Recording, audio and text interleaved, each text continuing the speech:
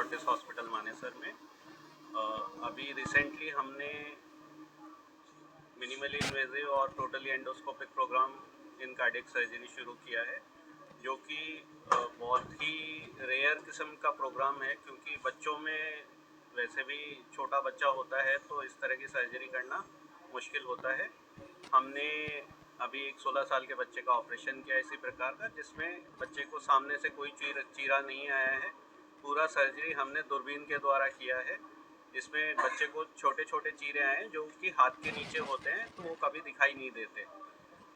इससे फ़ायदा ये होगा बच्चे को कि उसका जो इमीडिएट टर्म रिकवरी है वो बहुत फास्ट होता है। जो नॉर्मली 6-7 दिन बाद बच्चा डिस्चार्ज होता है, वो हम 2 से 3 दिन में डिस्चार्ज कर पाते हैं। जो बच्चे को हम 1 से 1.5 महीना रेस्ट करने के लिए बोलते हैं, वो इमीडिएटली स्कूल जा सकता है, खेल कूद कर सकता है और अपने नॉर्मल जीवन के कामकाज कर सकता है। और लॉन्ग टर्म फ़ायदा ये है कि बीमारी का इलाज होने के बाद वो एक नॉर्मल लाइफ जीता है। निशान नहीं होता तो साइकोलॉजिकल इफ़ेक्ट्स नहीं रहते। मेंटली सोसाइटी उसे बीमार मरीज की तरह नहीं देखती, बल्कि एक नॉर्मल इंसान की तरह देखती है। और स्पेशली बच्चों में ये सब होता है तो उनकी शादी ब्याह में जो प्रॉब्लम्स होती हैं वो सब नहीं आती हैं। प्लस हम सिर्फ ऐसा नहीं है कि ये बहुत कॉस्टली सर्जरी है, ये नॉर्मल कन्वेंशनल सर्जरी से थोड़ा ही कॉस्टली होता है, क्योंकि इसमें कुछ कंज्यूमेबल बढ़ जाते हैं हॉस्पिटल के। उसके लिए हमारे पास कुछ संस्थाएं हैं जो इन गरीब बच्चों को सपोर्ट करती है। इस तरह से हम गरीब बच्चों को भी वर्ल्ड क्लास फैसिलिटीज़ दे पा रहे हैं बिना उन पे कोई आर्थिक बोझ डाले।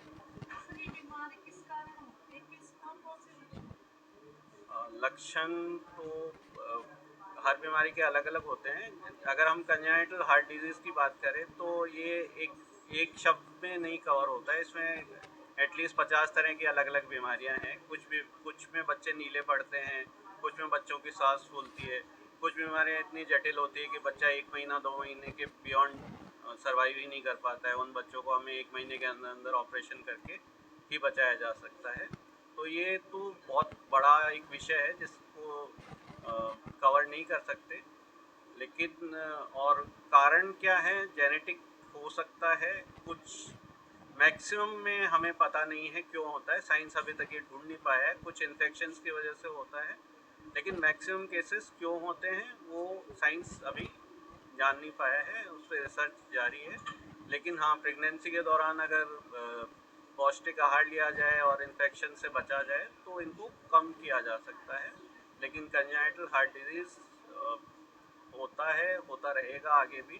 अभी उसे रोकने का कोई कारगर उपाय नहीं है, सिर्फ इलाज किया जा सकता है। कितना चैलेंजिंग था जब ये पेशेंट आया, कितना चैलेंज था और क्या क्या आपने इसको पेशेंट को? पहला चैलेंज तो फाइनेंशियल था, तो हमें संस्थाओं को भी कन्विंस करना पड़ा कि हम ये सर्जरी सेफली कर सकते हैं। सेफ्टी फर्स्ट, हमें बच्चे के लिए अच्छा करना है, लेकिन उसको सेफ्टी जो कन्वेंशनल सर्जरी है उतना ही रहना चाहिए। अगर रिस्क बढ़ेगा तो ये सब करने का मेरी नज़र में कोई बहुत फ़ायदा नहीं है।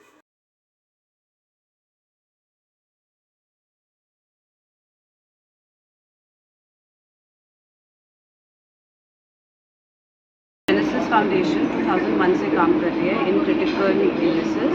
2017 में हमारा फोकस शिफ्ट हो गया सिर्फ CHD और कॉन्जेनिटल हार्ट डिफेक्ट्स पे, जो हम शुरू से नहीं कर रहे थे। शुरू से हमने 5100 एक्चुअली अगले हफ्ते हमारा ये माइलस्टोन सेलिब्रेट होने वाला है। 5100 बच्चे को चांस दिया लाइफ में, जैसे कि जसवीर। हम अपने various donors, corporate donors, individual donors, institutional donors के साथ काम करते हैं फंड्स रेज करने के लिए, ताकि जो फैमिलीज़ को दिक्कत होती है बच्चे का इलाज करने के लिए, जैसे कि ये फैमिली ने भी ऐसे फेस किया था, हम उनको सपोर्ट करते हैं 100%। फोर्टिस मानेसर टाइप हॉस्पिटल्स हमारे पास 40+ पार्टनर हॉस्पिटल्स हैं, मगर जैसे फोर्टिस मानेसर हैं वो हमें बहुत सपोर्ट करते हैं, हमें डिस्काउंटेड रेट्स देते हैं ताकि हम ये सर्जरीज कर पाएँ। तो यस, किस तरह रिसर्च आप किस प्रकार करते हैं, कैसे मिलते हैं आप? तो 90% जो हमारे पास ये बच्चे आते हैं ये हॉस्पिटल से ही आते हैं। जैसे कि डॉक्टर दीपक आउटरीच क्लिनिक्स करते हैं तो वो आइडेंटिफाई करते हैं ये बच्चे, मगर 10% होते हैं जो हमारे सर्च इंजन ऑप्टिमाइजेशन एफर्ट्स या वर्ड ऑफ माउथ से आते हैं, बट प्रेडोमिनेटली ये सारे हॉस्पिटल से ही आते हैं। कई बार क्या होता है कि कई लोग हॉस्पिटल ही नहीं जा पाते, इतने बड़े हॉस्पिटल खासकर, तो ऐसे बच्चों तक पहुंचने के लिए आपने कुछ कदम उठाए? तो उसके लिए हम स्क्रीनिंग कैंप्स करते हैं हॉस्पिटल्स के साथ, और ये जो फोर्टिस मानेसी की जो टीम है उनके साथ हमने भी प्रीवियसली स्क्रीनिंग कैंप्स किए हैं। तो स्क्रीनिंग कैंप्स का क्या पॉजिटिव होता है कि आप ये रिमोट जगह में जाके बच्चे को आइडेंटिफाई करके मेट्रो सिटीज़ में लाकर उनका इलाज कर सकते हैं। कोई नीडी अगर आपसे कनेक्ट करना चाहे तो क्या कर सकता है? वो हमें हमारे वेबसाइट पे जा सकते हैं www.genesis-foundation.net, और वहाँ से हमें कांटेक्ट कर सकते हैं और हम उनको हेल्प कर सकते हैं।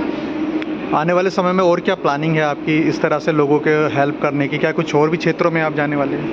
तो हमारा अभी बहुत सिंपल है, हमें इलाज करना है, हमें आइडेंटिफाई करना है, और सबसे ज़रूरी हमें अवेयरनेस स्प्रेड करना है ये डिज़ीज़ के बारे में, congenital heart defects.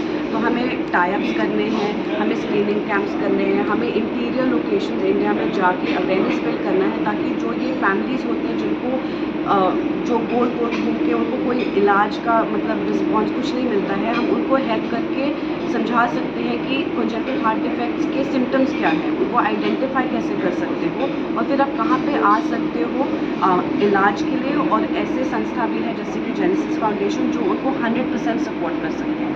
Thank you ma'am.